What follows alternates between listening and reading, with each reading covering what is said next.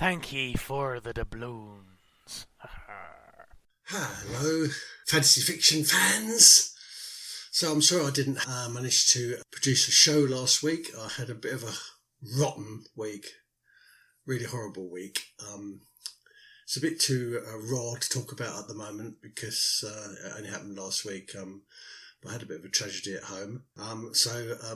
Because of that, and I was busy doing bits and pieces associated with the family tragedy, I didn't get a chance to do a show. But on the 14th of February, Valentine's Day, it's not only Valentine's Day for me and my wife, but it's also our wedding anniversary, our 39th wedding anniversary. And as a wedding anniversary treat, I took my wife to Jamaica Inn in the Duchy of Cornwall, which is down on Bodmin Moor. Now, you might remember that I visited this area last year, and it had been a dream for some time to actually stay in the legendary inn that was made famous by Daphne du Maurier, also known as Lady Browning. So Jamaica Inn was an amazing experience. It's a fantastic old coaching inn, which I'll tell you a little bit about in a second. The novel, Jamaica Inn, if you haven't read it, is set in 1820, and it follows the exploits of a band of dangerous wreckers and was inspired by Daphne du Maurier's actual visit when she stayed at the coaching inn in 1930.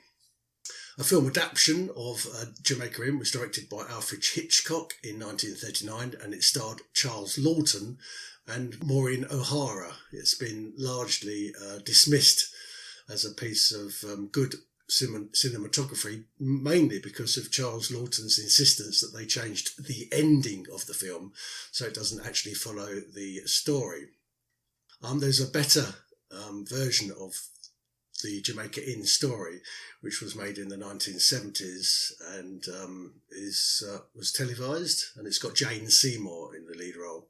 The building I stayed in was a modern part of the inn, but the actual rest of the inn is still standing, the same inn that Daphne du Maurier stayed in 1930, and it was built in 1750, although there's been a coaching inn on this site since at least 1547. A coaching inn is an important staging post, so it's where stagecoaches would stop off.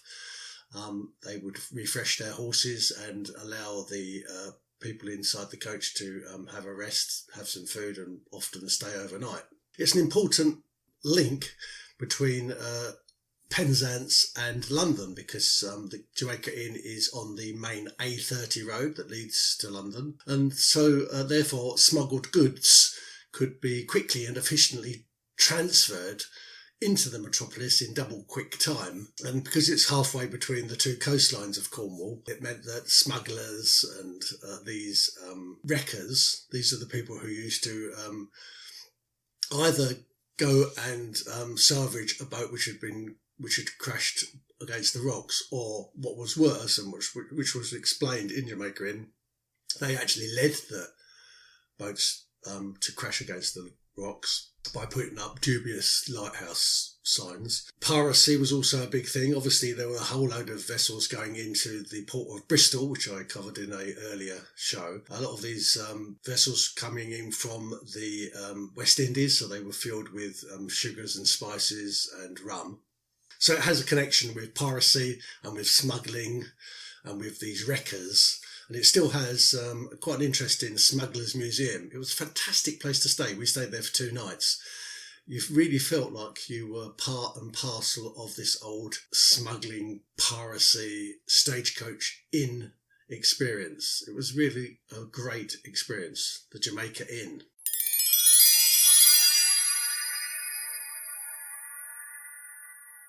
Hello, fantasy fiction fans. So we're going to continue our work on our fantasy fiction project that we're working on together. And this week, we've already done all the preparatory work. This week, we're going to look at your route to writing. So the first thing to observe is that you are merely the designated typist for this fantasy fiction project of yours. Now, if you remember from the POV advice I gave in the last show, then you will recall that you are just the shoulder cam operator for this drama, and that means that you'll be going with your stars, the central characters, when they go off and do their seeing and feeling and experiencing. And so you won't have time, will you, to write up your notes until after you get back to the office. So picture yourself as the shoulder cam operator. You're going to go with your character as they go off and do all their adventures. So you won't have time at that stage to write your notes. You might be able to record a few bits and pieces, but you'll need to go back and write up your notes at the end. So this means that most of your writing will be done in your head, or at best on scrap bits of paper. Scraps of paper, notes on your phone, photos, pictures, voice notes, dog ears in books, etc. So it's worth repeating this. Most of your writing will be done in your head or in note form, because you won't start the writing up bit of the typing until you get back to the office. It's a bit like writing up your notes after a presentation or a lecture. I hope you've done this before, and I know it can be quite daunting, but you'll know if you've ever done it, that the writing up bit often makes you understand in a more clear way what went on in the lecture. Sometimes when you're doing the writing up bit, the penny drops, even though it possibly didn't drop at the time. Now, don't let this shiz get you down. It's a fact, and it's a fact of writer's life, that most of your writing time will be spent thinking, mulling, contemplating, wondering, fretting, musing, rethinking, and then finally writing up your notes. So the first thing to remember is that you're just the designated typist for this fantasy fiction project. Most of the writing will be done inside your head, and the writing up bit, the last bit, will be when the penny perhaps drops. Now, your characters will take you through their story if you let them, and they will help you along the way if you allow them to function freely. If you, in your role as Geppetto, the master carver, had already given them a brain to think and eyes to see and skin to feel, a nose to smell, a heart to break and feet to walk around with, then they'll be almost alive from the very start. But don't be expecting too much of them right away. After all, you hardly know them yet. You wouldn't ask, for example, a casual acquaintance, someone you just met, to help with your finances or provide you with some romantic advice, would you? No. You'd wait until you knew them a little bit better, I hope. And it's the same with your characters. You'll have to put the effort in, getting to know them a bit better, getting to know your guys and your characters before they feel confident enough to share more private stuff with you. But don't worry, once you get to know them well, they'll start to trust you, then they'll be more willing to help you to get this story written. And don't forget, you'll be going with them as the camera on their shoulder. Now, my advice is this: let them take you to their story. There are some neat little tools that you might want to use on your route to writing. For example, writerstat.com, writerstat.com, has a brilliant little book stats tracker that I've used for various projects, and which I would recommend if you want to track your progress. You track it over a period, see how many words you do each day, and see how close you're getting to your target. And you also might want to try a writer's sprint. This is where you're challenged to post a word count on social media after a writing sprint, which normally takes about an hour. So it's head down, bum in the air, type. If you're shooting for 2,000 words a day, and perhaps you ought to be, but we're all different, so I won't judge you, then maybe 2 sprints each day will get you closer to the finishing line. But a writer's sprint is not for everyone, and I've never done a word sprint in my life. But it's apparently a whole lot of fun, and it comes with the added attraction that it gets your author's name out there. Also, you might be surprised how much you can write in 25 minutes. I'm guessing it takes about 5 minutes to log in and out of the social networks and get distracted. But if you see how much you can write in 25 minutes, it makes the whole thing a lot easier. Do your writing up in chunks. I do my writing up in scenes. So each chapter contains scenes, and I like to write each scene. And I sort of like, once I've written it out as slapdash as I possibly can, I then tend to craft it a bit. Try not to get into the whole editing and re-editing at this stage. At this stage, your job is to do that writing up. Another tool you might want to use is a great little book that might help you break the taboo of blockage. It's called Do the Work, and it's by the novelist Stephen Pressfield, Pressfield. This is a great little primer for anybody who thinks that they have low esteem or they just feel blocked. So, how many words must you write? Well, I'm a great believer in the tale must be told. So please, please, please don't think that a word count is some kind of hurdle that must be overcome. If your tale is told by the characters in less than 50,000 words, so what? If it takes 100,000 words to tell it, so what again? Because I'd rather your tale was focused and well edited than it was a meandering straggle that drifts aimlessly and nonchalantly towards 85k. Don't beat yourself up over a word count. But if you really, really, really must know the math, then a novel, it seems, is supposed to be 50,000 words. And that's why the NaNoWriMo, NaNoWriMo challenge in November of each year is set at 50,000 words. But you'll find that most fantasy fiction projects are 85,000, 85k or slightly more. But not all. Lion, Witch and the Wardrobe, which is aimed at children, is only 36k. The Hobbit, which the first of Tolkien's Hobbit books, is 95k, and it reads quickly. Daughter of Smoke and Bone, if you haven't read it, it's worth reading, is 99k. Philip Pullman's The Golden Compass is 112k.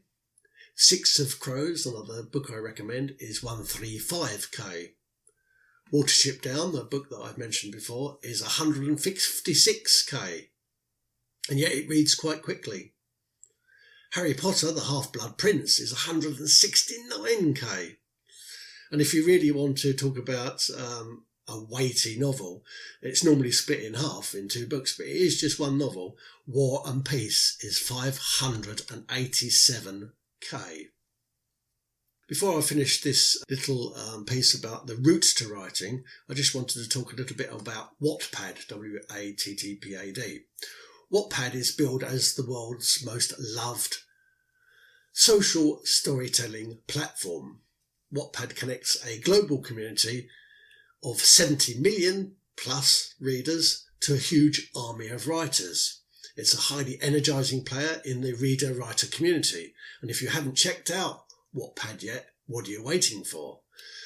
You might already be using Wattpad as a reader or perhaps as an occasional writer, so it might seem a good idea to write your project on this platform. Yes? No. I recommend you don't. But here are the pros before I go into the negatives. The pros of Wattpad are that it offers a huge audience of dedicated readers, and these readers do like fantasy fiction. If you're writing something else, if you're writing some kind of grown-up adult costume drama, perhaps Wattpad isn't the place. But for fantasy fiction, yeah, it does offer huge audiences. Readers will provide immediate feedback of your work. You'll get offers of collaboration and perhaps other opportunities to maximise your exposure, and you'll increase your visibility from day one. However, here are the negatives to Wattpad. Competition is high, so your script may not even be read. Therefore, it may look like it's being neglected. So ask yourself this, how will you deal with that wilting feeling inside your stomach if your script isn't read for days on end? It's not exactly going to give you that boost of confidence that you're perhaps looking for. Another negative, which is also a positive, is that readers provide immediate feedback. Now, That's great if you've written something which is absolutely stunning, but there's always going to be some jibes and some flack. And how will you deal with those bad vibes along the way? Are you strong enough to deal with the bad vibes right away? If they start to erode your confidence, then maybe it's a bad thing. The third negative is that Wattpad reads don't equal sales, because Wattpad stories are free to the reader. And publication on the platform might affect your chances in the future to go onto Amazon KDP. So think about that. If it was already been published on Wattpad, then KDP may not take it. So it's economically not necessarily a sound idea to start with. Another negative is that readers will want to know that your project is a completed book before they invest their time in following you. So in actual fact, the way to look at it is that Wattpad isn't a composing and editing tool for an author. No, you should view it as a reading and reviewing tool for the reading community. It's a tool for bookworms, not a tool for authorship. Anyway, good luck with writing. Good luck with being the designated typist for your fantasy fiction project. And let me know how you get on. And if you've got any tips, please tweet me at Neilmach, Neilmach, all one word. And I'll put these notes onto my show notes. See you next time.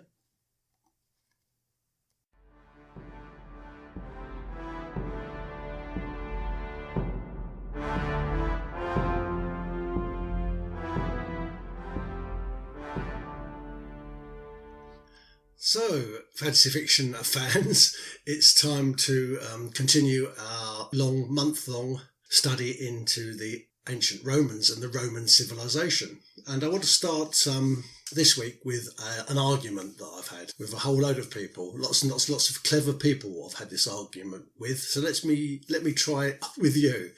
How many senses does a human possess? What's the answer? Is it 5 or is it 6? Hear, see, taste, smell, touch. And if there's a 6th sense, what is it? ESP, the magical psychic ability. Am I right? Is that right? Is there 6 senses? Yes, are you sure? No. It's actually a complete pile of poppycock. It's a dung yard full of fiffle-faffle. Of course, there's not 6 senses. So let's try it again. How many senses does a human possess? The answer is a multitude, probably 14, and maybe more. Really? Now, if that's true, then who's to blame for such a blatant fallacy? If there really is more than 6 senses, why do we all say that there's 6 senses? I'll tell you whose fault it is. It's bloody Aristotle. That's whose fault it is. Now, I introduce this point to illustrate how consequential, how monumental ancient Greek thinking is and will forever be.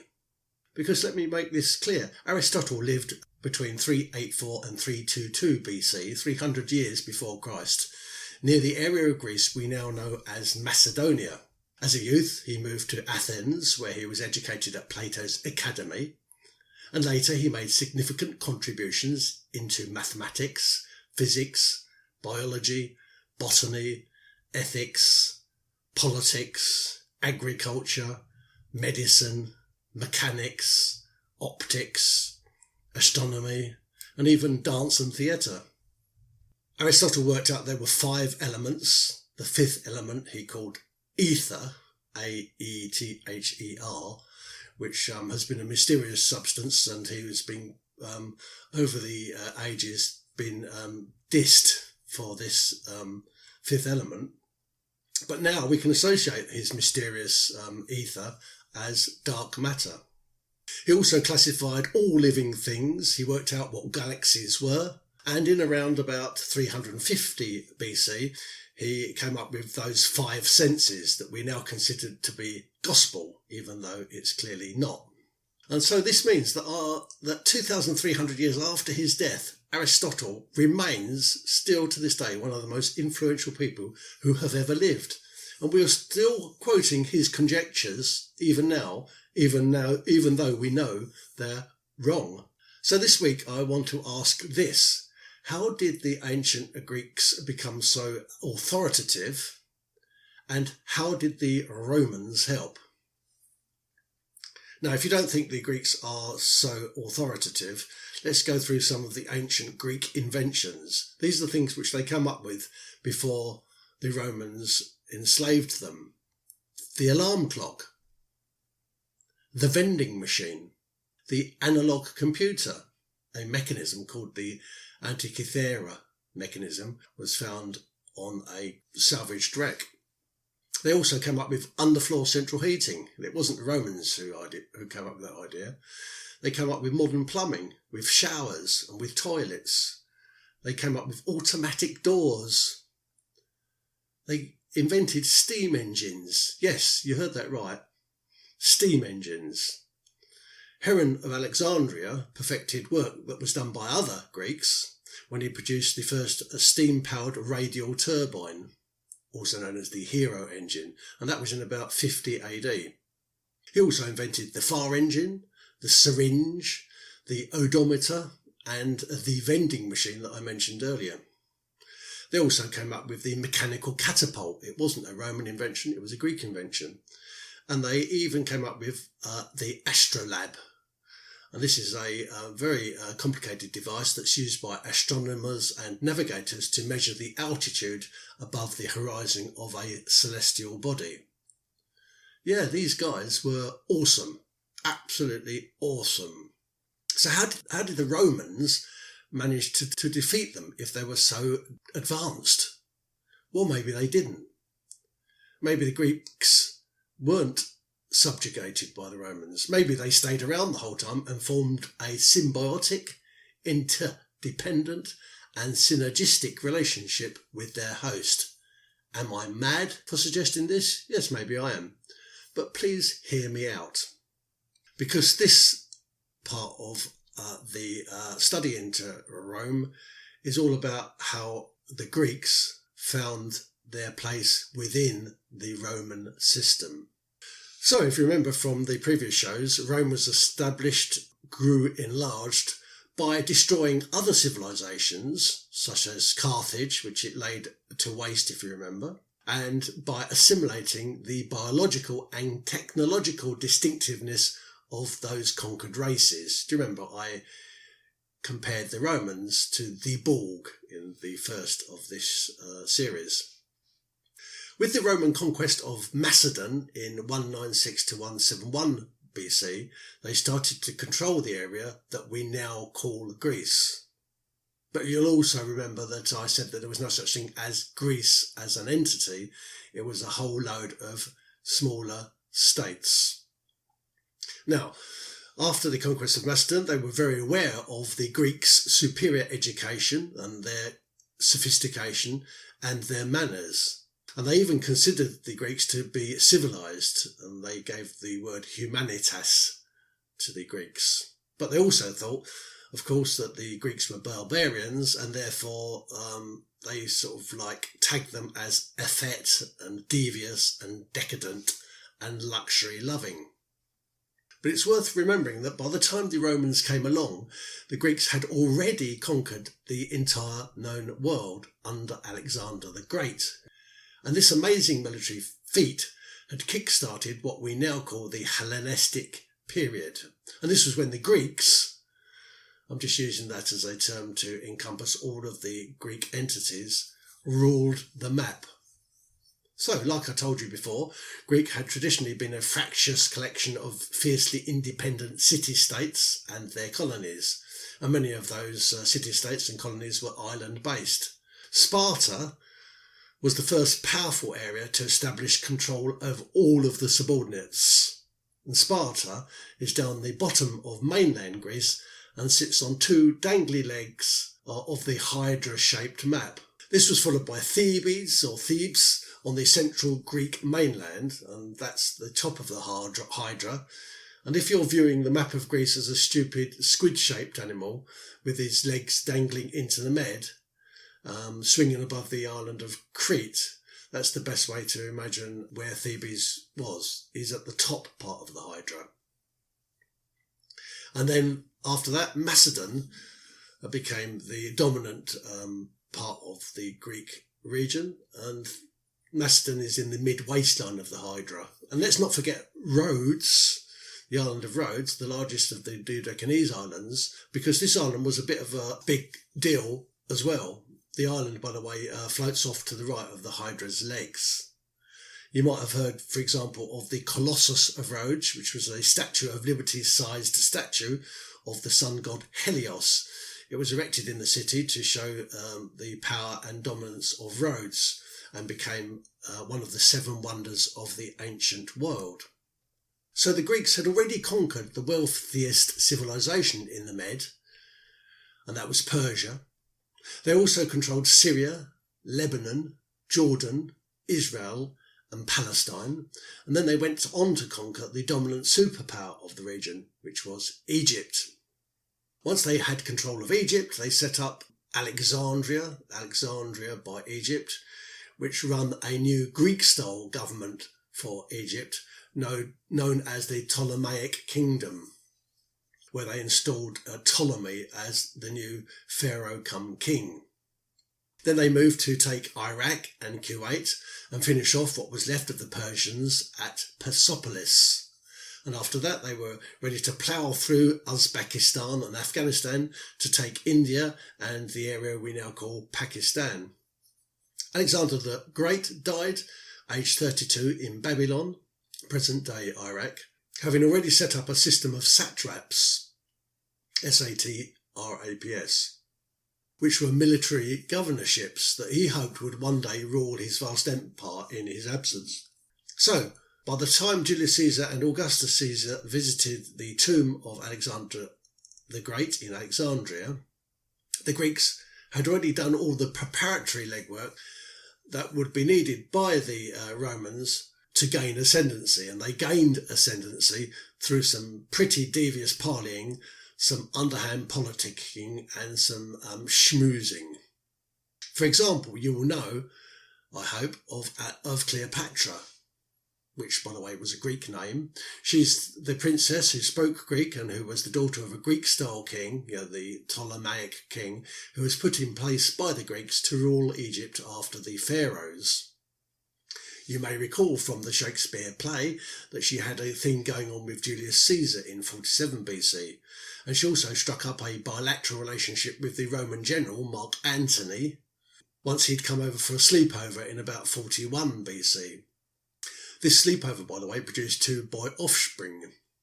Relations between the 2 lovebirds soured when Mark went off and married some other girl and had 2 kids by her, and this led Julius to continue becoming an item. He started to court Cleo with a political objective in mind, and the political objective was the annexation of Egypt through political means. Although Julius and Cleo had a kid named Caesarion, which means the Pharaoh Caesar, the kid was probably not Julius's, but was probably the child of another man, and that's another tale for another time. But as you probably remember from the Shakespeare play, old Julius Caesar was stabbed in the portico, which was a pretty nasty place to be stabbed, on the Ides of March, the 15th of March, 44 BC. And Octavius was named in Julius Caesar's will to be his adopted son and therefore his successor. Octavius later became known as Augustus Caesar. So, through this politicking and this backstabbing and this underhanded scheming and a good deal of knavish behaviour, the Romans managed to annex Egypt in much the same way that they managed to annex the other main Greek regions. It wasn't done through amazing military conquest, it was done through backstabbing and politicking. And so soon the Greeks were completely controlled by their tyrannical neighbours, and they were held in place by a political regime that tied them into knots. So what was life like for a Greek slave in the Roman civilization? Well, when I was a lad, there was a sitcom on British TV called Up Pompeii. The star of the show was a somewhat effeminate bloke named Frankie Howard. He was a comedian, quite popular in the 60s and 70s, and he played a character named Lurkio, a Greek slave. Now, I remember when I watched this show as a youth, I often wondered how and why a slave such as Lurkier was allowed so much freedom. He didn't look like the normal picture in my mind of what a slave would be. For example, he didn't do much work. He loafed about.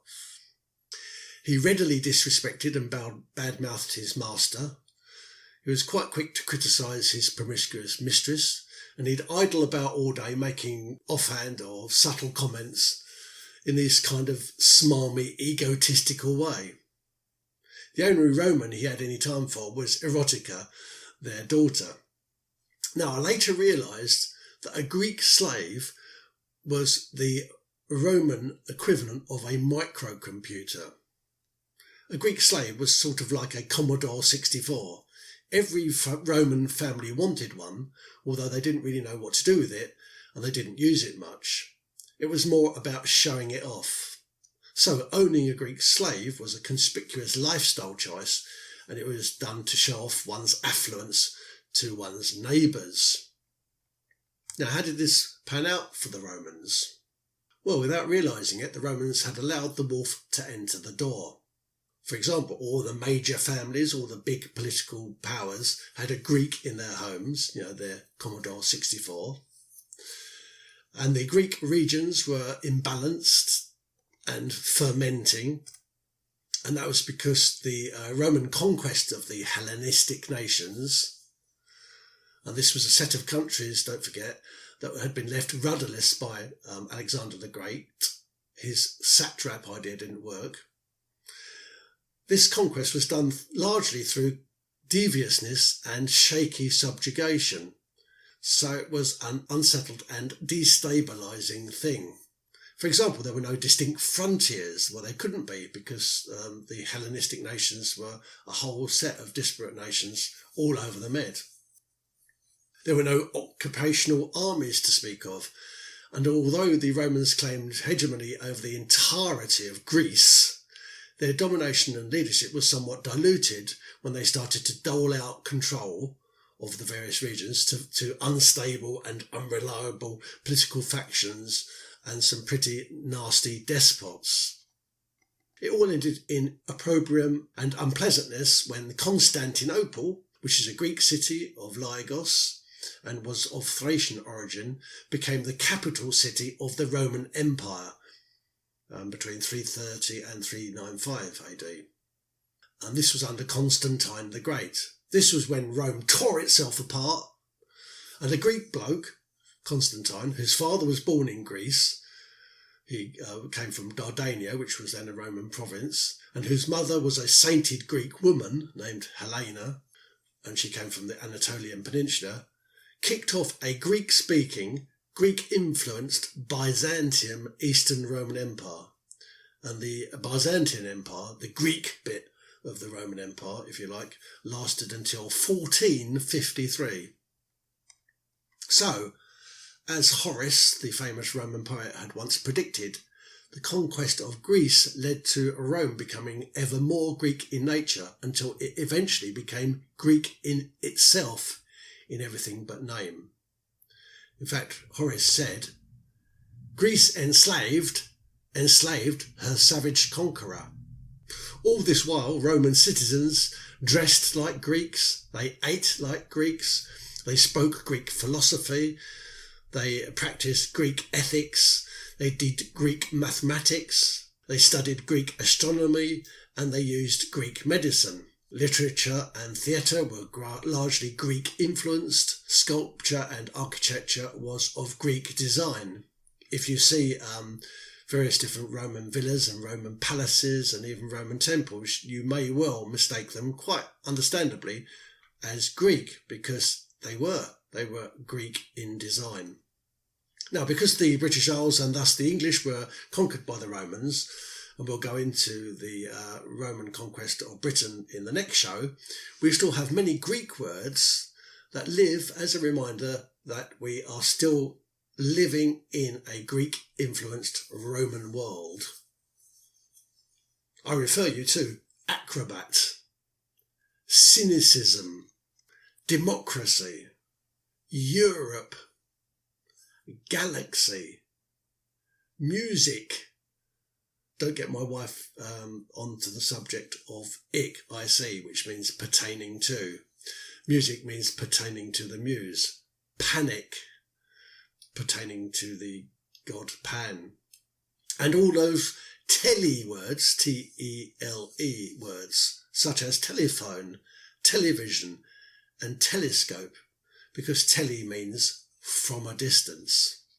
So, did the Romans subjugate Greeks and the Greek civilization, or did the Greek civilization subjugate, in the end, the Roman civilization? The Greeks versus the Romans.